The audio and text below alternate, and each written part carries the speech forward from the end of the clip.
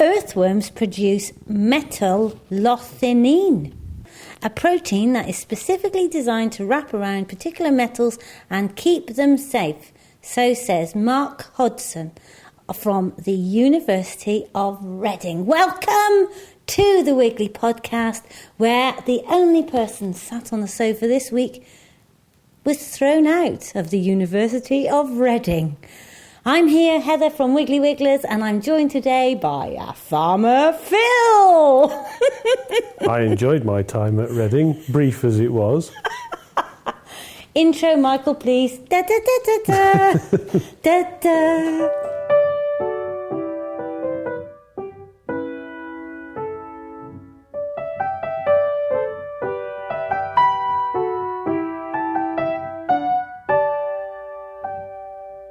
Anyway, if you want to find out about how earthworms are 21st century eco-warriors, so the British Association of Science Festival in Liverpool says, then I can't give you the web address because it's one of those dot-number things. So go to the BBC and search on Earthworms to Aid Soil Cleanup, Elizabeth Mitchell. And thank you, Simon Sherlock, who we've now met.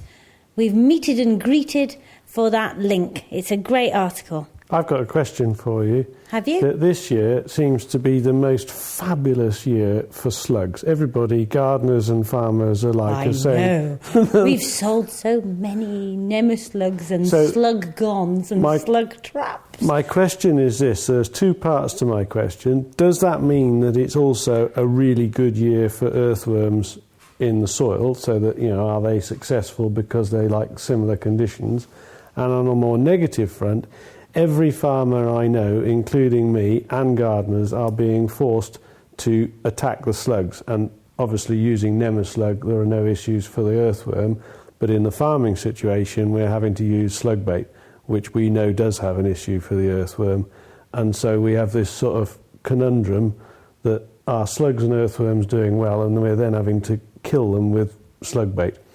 Well, listening to Fiona Hillman's talk, she's a fellow Nuffield scholar who got completely into soil, worms, etc. Good presentation. Very good presentation. Well done, Fiona, if you're listening. Her point is that we should be completely natural, that we should stop ploughing so much, says Heather, who's about to go tomorrow night to talk to Escleside Ploughing Society dinner. That the whole point of it is that we need to be natural and that we keep treating isolated problems, and really we should be thinking about the whole soil. And that's what Prince Charles says. He did, and they're right.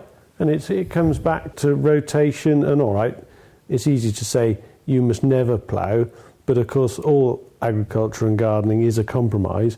But if you can work it round so you do it less. I mean, one of the presentations was suggesting, and I know this to be true, using plants instead of subsoilers, so that if you grow, for example, oilseed rape is a particularly good plant for breaking up the pan down in the soil, and there are other plants that do that, and then obviously grass puts organic matter back in the soil and so on, so that you can limit the compromise by a bit of intelligent thinking round what you do. And that was the theme of several of your colleagues at the Nuffield conference. Yeah, wait a minute though, you can't have it always, because you're making yourself sound like some glorified natural organic hippie, and really what she was saying was that we need to get away from using any chemicals because we need the whole health of the soil. So you can't dip into it when you feel like it. You can't say, oh yes, well, we'll help earthworms and we'll help this and that, but then I'm going to put 20 tons of nitrogen on and put some slug bait on and I'm going to spray on my crops. You can't have it both ways, can you? I can, because I take the view that... Of course you can, Farmer Phil. Silly me. You shouldn't polarise the issue, and that all these different methods and theories give us things that we can apply to our own compromise. All of them are a compromise of one sort or another, but what we should do is to learn from different people to see whether we can improve our own compromise. Yeah, but some people have been going on about this for hundreds of years. Think of Charles Darwin. What was his quote?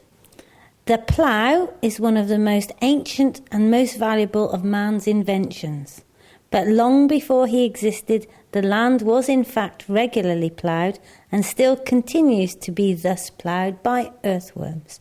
It may be doubted whether there are many more animals which have played so important a part in the history of the world as have these lowly creatures. And here is the warning for you, Farmer Phil, with your slug bait. Even in the worm that crawls the earth, there glows a divine spark. When you slaughter a creature, you slaughter God. Charles Darwin. Dun, dun, dun. Didn't mean to, honest.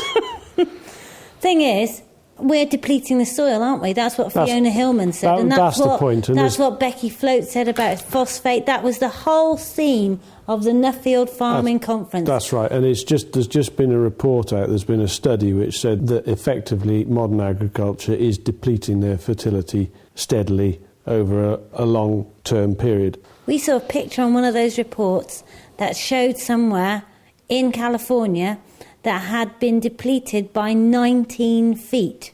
That's right. The soil was 19 feet higher than it was on the picture over, the last century. But that's not the same as depleting the fertility. That's just losing the soil full stop. That's evaporated or blown away. Yeah, but isn't that the point? Absolutely. Well, what are you going to do about it?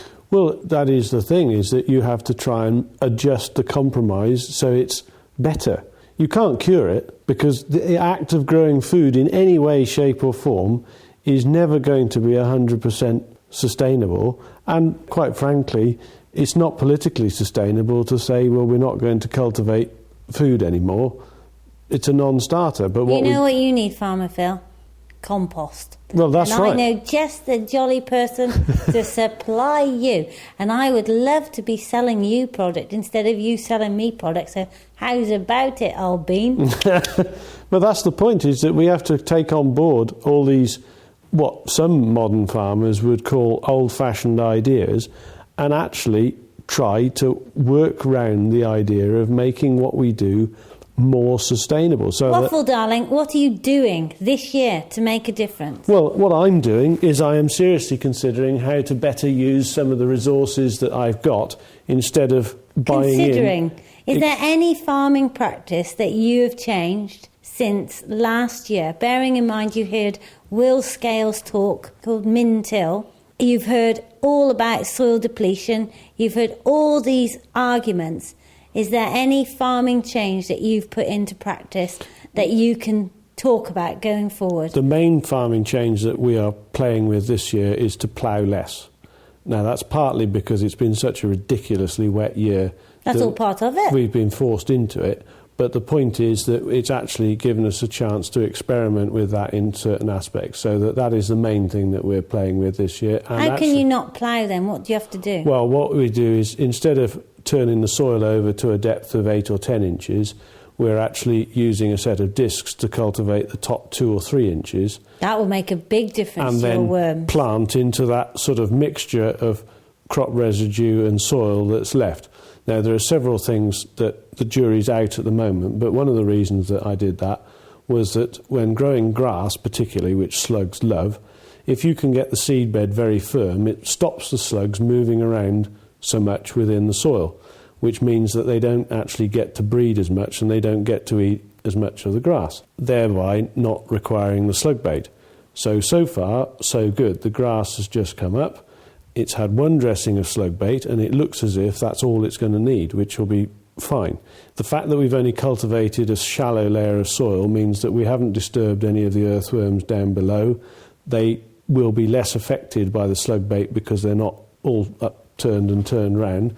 We've got a firm seed bed, which has certainly slowed the slugs down. So hopefully that's a way forward, and I'm confident that we will go forward establishing our grass seed that way. The negative is that the act of not ploughing doesn't give us the weed control that the plough would give us by inverting the soil. And whether we can cope with the weeds in the crop to the extent that we can certify the crop remains to be seen. But that is the balance. It's the physical control of the weeds, the physical method produced a result, or can we use chemical? Which way does the compromise go? And it is all a compromise. I reckon it's our 20th anniversary, somewhere about today, not of our marriage, but I think that I met you in the Yew Tree pub about 20 years ago. I must say you had less grey hair. And I think that your first words to me were, "Oh, hello, you're that Wiggly woman, aren't you?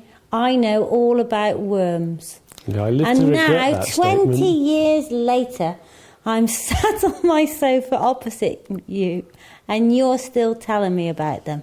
Well, not really. I'm telling you... You've got a one-track mind, you have. I do regret telling you at that point that I knew all about worms, because then you proceeded to loudly tell me why I didn't. Unfortunately for me, you were right. Very sad. If anyone wants to go and find out more about the Nuffield Farming Scholarship, then put in Nuffield Farming Scholarship into Google and get to the website. You can buy the précis, or I think the précis are free, and the full reports are downloadable from December, except Louise Manning's, because she is the goody two-shoes of our group. She's a star. And she has got her report in. It's all done and dusted. It's probably worth also mentioning that the Nuffield organisation is an international organisation, and if you're less than 45 years old and you have an interest in food production, agriculture or whatever... Horticulture, forestry. It's much broader now than it used to be, but the possibility... Web 2.0, social media, rural business. The possibility of actually doing a Nuffield scholarship is worth investigating, and the upper age limit is 45, I think, isn't that right? 45 it is. And that it is, for all the Nuffield scholars that I've met, they always say it's going to be a life-changing experience, and they all say, no, not for me. But when they come back, they all say it is a life-changing experience.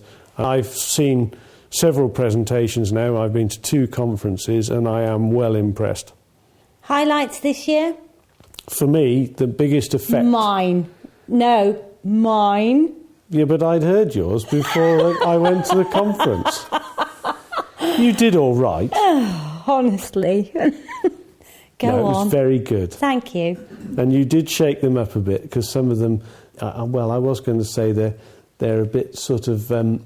before Web 2.0, and they do struggle with the idea, but they're coming along, and some of the comments that have come afterwards are great. So that somebody said, if farmers don't take up the benefits of the internet and the communication it offers, it won't be through any fault of yours, which I thought was testament to your efforts on the subject, so that was good. But highlights for me, apart from yours, I loved Charlie Walker's presentation, because I just thought it was great, and now I know how to peel a banana the correct way. It's from the bottom. I'll leave you to think about that. But the things that really hit home to me, Becky Float's presentation on phosphate and the fact that we haven't got any, I found very mentally stimulating. And I liked Fiona Hillman's presentation on the soil and soil organisms, and it's easy to go on and on about earthworms, and crucial they are, but there are a number of other soil organisms which are disturbed by cultivation, notably fungi that she was saying, and that the act of cultivation breaks all these things up, but they are important in how the soil deals with organic matter and its resulting fertility. And I found that very stimulating and thought-provoking. Here's a mention that I've had from Stephen Watkins, who previous to my Nuffield experience was pretty anti-computers and was on the selection panel for me. And he said, "Dear Heather, I am listening to my first Wiggly podcast while typing with the speed that one finger typing gives. So it will use the full 19 mins of the cast to type this. Well done. I do hope you use Dell computers. If not, I'm sure they will let you spend some of the prize on hardware. Love, Dad." I did enjoy Louise's presentation on water, but this year it's been very difficult for me to actually consider water a diminishing resource because, frankly, I've had enough water to keep me going for a lifetime. We even had a flood. We had a river going through the Wiggly shed on Sunday evening, so much so that the coir blocks have expanded and taken up the whole shed. The seeds all pushed to the side because coir blocks have become full of water. Well, when I thought about it the other day, I've got one field which is not normally considered a flooding problem. It's not a particularly low-lying field. It does flood occasionally. But when I thought about it, it's been flooded twice before I combined the crop, and it's been flooded twice since I've drilled the grass seed in it as the following crop. And I'm thinking, this is never right. It's not fair. Accept it, Phil. It's called a pond. Possibly. It is now. Listen, let's listen to Louise explaining to us all about the water footprint and why she thinks this is the most important consideration that we've got. Above carbon, above copper, above food, above everything. According to Louise, water is the key. Okay, so I'm with Louise, Nuffield scholar, doctor in... global food production. Anything else I've missed? Chicken expert, Yeah. mother of 3. I advise companies in the food chain on food safety, animal welfare. Bit of a environmental genius. Performance. Well, Yeah. Now listen, what I want to know about is I want you to explain to me how you think of water, because I've never heard anyone speak of water in the way that you spoke of it. To me, the rain falls, I automatically drink from the cup. It flushes away, obviously recycling where possible, but it ends. It's sort of a natural resource. It's free-ish, kind of. Goes into the sea. You know, I've not thought of it as a commodity. well, if we look at this planet, we've got lots of oceans, so we've got lots of water, but we can't drink it. The only water we can drink is about 2% of the water on this planet. A lot of that's locked in icebergs or in snow. So actually, when you look at the water that's available to the how many ever billion people there are on this earth, it's actually quite a small amount. And that water gets recycled. So people probably did the water cycle at school. The water will fall out of the sky. It will then fall onto the ground or into a lake or river. If it falls on the ground, the crops can take it up, and then that water's held in those crops until they're harvested or eaten by livestock. But if it goes down through the soil and goes into what you would call the aquifers underneath, it's called groundwater. That water is held there until someone sinks a well and takes it out. Or it may run off, as people see in the floods, and go into surface water and into the lakes, streams and rivers. Or what can happen is that it will evaporate. If it evaporates, it will go up into the atmosphere and form clouds. Now, water can evaporate from the sea and it can evaporate from land. And water is recyclable. But depending on the activities and what we use it for, sometimes we can get that water back in a couple of hours. Sometimes it can be months, or sometimes it can be whole generations. What do you mean whole generations? Because it goes round all the time. Well, if we're using water and it goes out to sea, we've got to wait for the water to evaporate and then come back over the land and then fall as rainfall so that we can capture it again to reuse it. Now, we can use desalination, and if you look around the world where they've got serious issues with how much water they've got, if you look at Australia, for example, they're building massive desalination plants. We've just had planning permission approved in London for a desalination plant. So that is that they take the salt out of the water and it still tastes a bit iffy. Well, they take the salt out of the water, but it requires so much energy to take the salt out of the water. So it's adding to our use of fossil fuels. So on the one hand, we've got water to drink, but on the other hand, we're putting more carbon dioxide into the atmosphere. One of the best ways to manage water effectively is to use it more wisely. it's important that everybody just thinks about water. Now, it's very difficult on a day when it's pouring with rain. We think, why should I worry about it? Also, as a nation, we're fairly rich in terms of water, aren't we? Well, actually, we're not. If you turn the tap on in Chelmsford, that water fell as rainfall in Suffolk. It's actually been transferred all that way. If you live in the West Midlands and you turn your tap on, that water fell as rainfall in Wales. We relatively transfer water large distances already in the UK. We also recycle water. So that water that you're getting out of the tap may have been through many people before it gets to you. Yeah. Now that's quite a thought, isn't it? Oh, gosh. Anecdotally, they reckon that any water you drink in London's been through 7 people on average before you drink it. No. But we don't even think about the fact that our water's recycled all the time. So isn't that a really good thing? Haven't we got the hang of it already? What's the problem? It is a good thing, but our population's rising in the UK very quickly. If you look at India, for example, 86% of the water that's used in India is used for agriculture. And as they improve efficiency in agriculture, they will have more water available either to produce more food or for the towns and cities. In the UK, we only use about 2% of our water for agriculture. So the major demand already is in the towns and cities, especially in the east and southeast of England. And as time goes by, if the predictions are right and our population rises to 70 million, the population of Wales and Scotland is looked to set and remain at about 8 million. So the other 62 million are going to be in England, most of them in the east and southeast of the country. And if you look at the Thames Valley, there's less water available per head in the Thames Valley than in Egypt because of the sheer population. Okay, so the water falls from the sky, and I'm a Welsh farmer. It lands on my land. I've got a cup of water in my hand. Is it mine?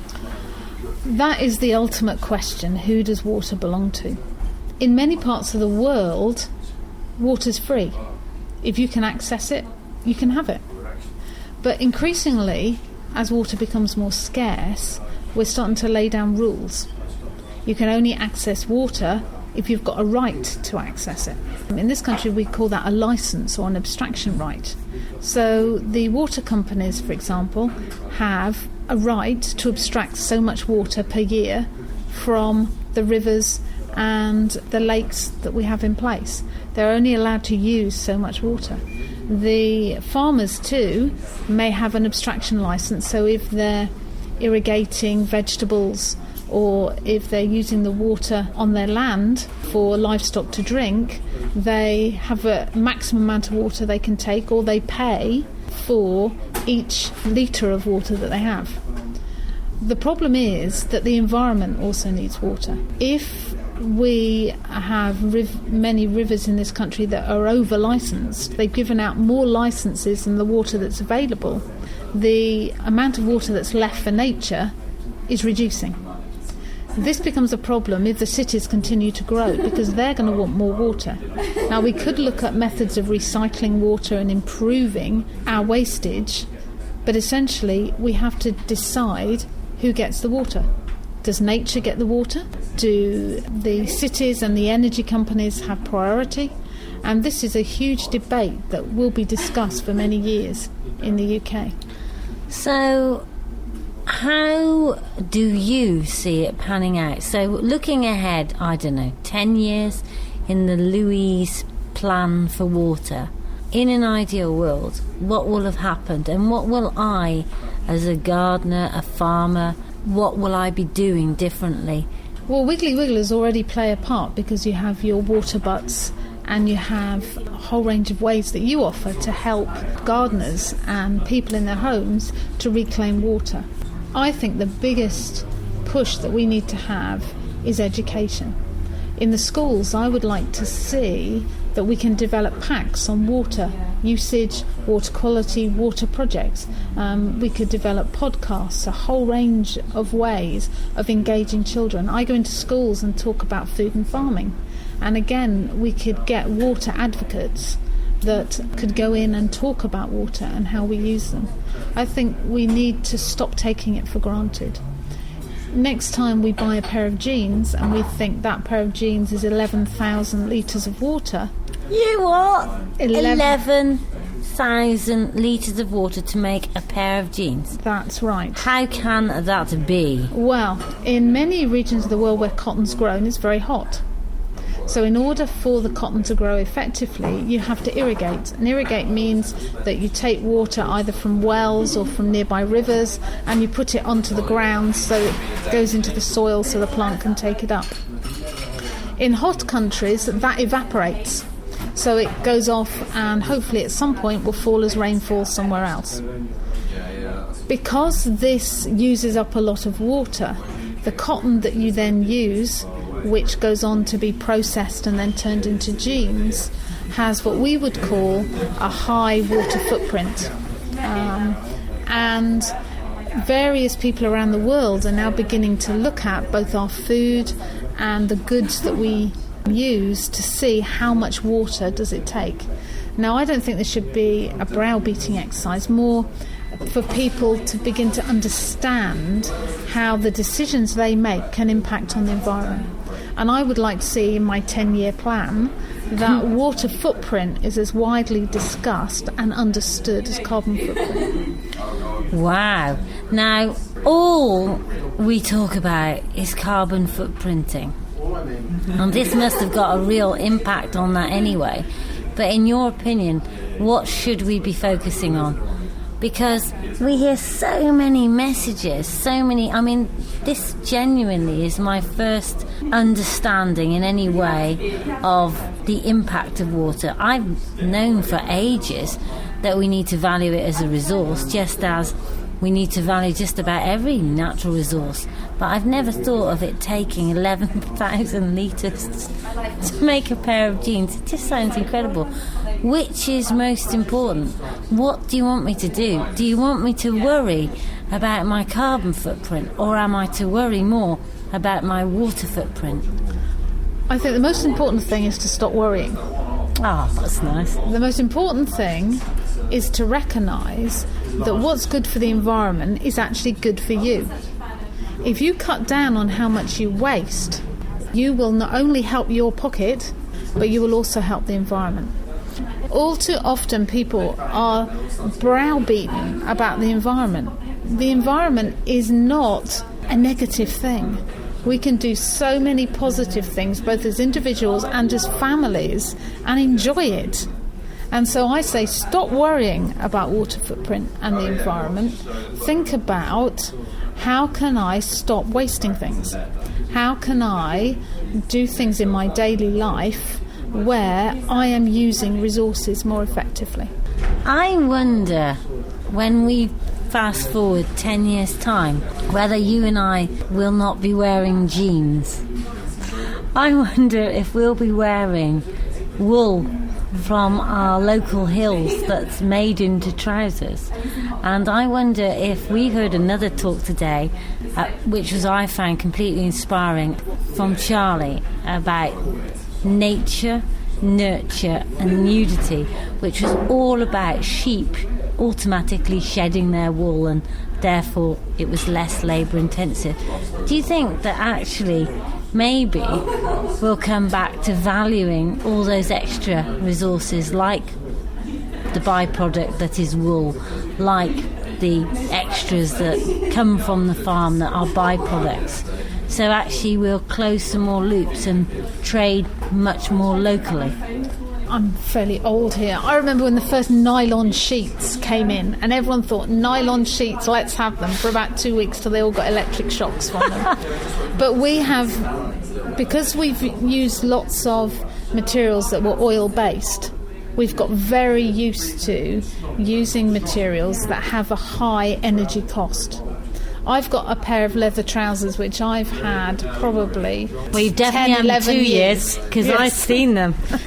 I love my leather trousers. It's recycled material. Yeah. And hopefully slightly fashionable. My daughters may dispute that, but I think they look cool, love. They do. It's something that you can do to think about, how can we reuse all of the resources. as I said, it doesn't have to be browbeating. We can do so much to safeguard both on a local and a global scale. I'm very much in favour of local food. Someone said to me once, when you see your friend give their child your product, you understand how vital your responsibility is, and you go away and you make that product safe every single time. And I like to know that if I buy some local products, I am helping my friend down the road. But I am very, very lucky. I am very lucky that I have the opportunity to buy food from my neighbours. If I lived in the middle of Manchester, I wouldn't have that choice, and I don't believe people should necessarily be decried because they don't have that choice. And sometimes in the farming community we forget how lucky we are. If I want blackberries, I go along the hedge and I've got blackberries and I can go home and make a blackberry crumble. When I lived in London, I might have gone to Hyde Park for a walk or one of the other parks near where I lived, but you couldn't go and pick blackberries. And I think we have to recognise that for some people it's easier to live your life that has less impact on the environment. For other people it's much harder, just by where they are and the environment, physical environment they live in. And one of the things we've got to stop doing is apportioning blame, because we need to enable people to live their lives, and if they care about issues such as the environment, they will then take action. That's fantastic, and I will be coming round for lunch to try swede, tomato and blackberry pie. Thank you, Louise. There we are. Thank you, Louise. And if you want to find out more about Louise, please go to www.thehumanimprint.typepad.com. And she's on Facebook, and she's just set up a new Facebook group called Water Matters. Anyway, what about their Wiggly celebration? There's been all sorts going on. The girls here have had fish and chips. I didn't. They didn't get me any. And we have been in New York rocking it up. And I didn't go there either. We went to restaurants. We saw the election happening. We did our first ever press conference. Proper job. With a U table with the press down the side and we were up the front. Fielding questions from Bloomberg and all sorts. And do you know why? Tell us, dear wife. He does know why. Because we have won the Global Dell Small Business Award, and we won it because you, dear listener, are listening to this podcast. It's almost that we won it because of our social media, and I'm particularly pleased in my Nuffield year because it hopefully will inspire more farmers to start using the web, and that's really important to me. And also it gave us, the main thing is we got this prize, which is $50,000 worth of Macs. Only joking. Of Dell computers, which lots of people in the office are joyous about, and I'm very grateful to Dell indeed. And even better than that, because of the credit put them to crunch, good use. Our prize is worth 30% more. Great.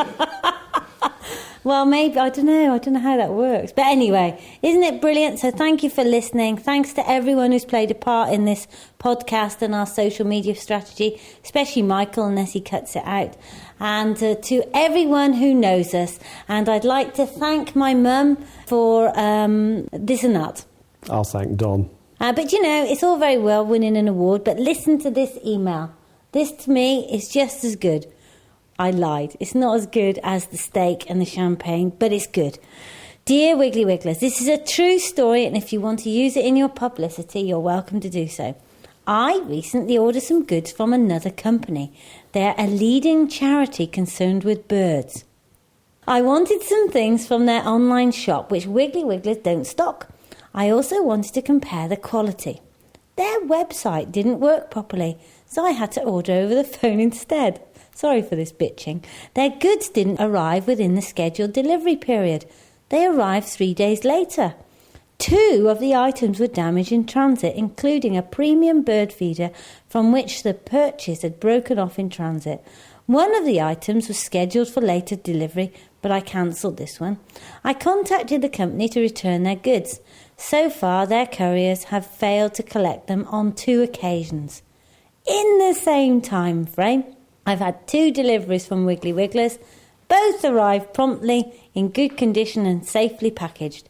I got some free mealworms too, which my Robin loves, and I got my Wiggly catalogue, which is just as well as I know where I'll be spending my money from now on. Keep up the good work. It's all those little details that matter. All best, Kevin Flemon. Thanks, Kevin, very much. Thank goodness they got there, eh? I was going to say, good job we didn't run over his parcel with a forklift then. Hey. Definitely not. And so, from this week's Wiggly Sofa, we'll say we look forward to having Ricardo back on the couch Do soon. we? He's busy developing another school garden. And it's absolutely pouring down with rain, so he's soaking wet in the mud. And by the time you listen to this, you will know whether or not we've actually had anybody come to our brand new floristry opening. And because if we haven't, you and I, Phil, will have 300 mince pies to chomp through. Not a problem. I can manage that. I'm on my way. We would be very grateful if you would bother to go to iTunes and write us up a review. If you've had a product, go to our reviews bit on the website, and we've got a new feature. And this is the secret at the moment because it's a bit of a pilot. All that noise is Jam, who is skiombling in amongst the Scalextrics, which we're sat in amongst in the sitting room. So if you go to our website, you'll see a new feature, and it's called Deal of the Day. And you get this corking deal just for a moment in time. And today's deal has gone, and it's only 11 o'clock, so you've got to crack on. There's an RSS feed so that you can just join in and subscribe to it. Put it in amongst your other feeds, and every day it'll come up with a new Wiggly deal. What a corker, Michelle. So, from the Wiggly Sofa, relax now. Go and have a Radox bath. It's bye from me. Why would I want a bath? I'm not dirty yet. And it's bye from me.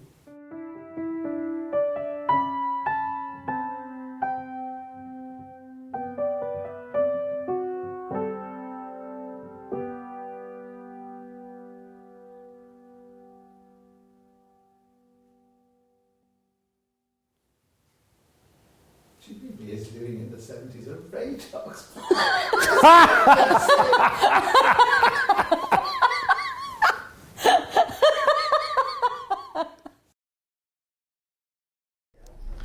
Louise has just given my husband a piece of advice. Louise, what was it? The old bull said to the young bull, "Let's go in this field and have a look at the cows." And the young bull said, "Let's run over and have a few."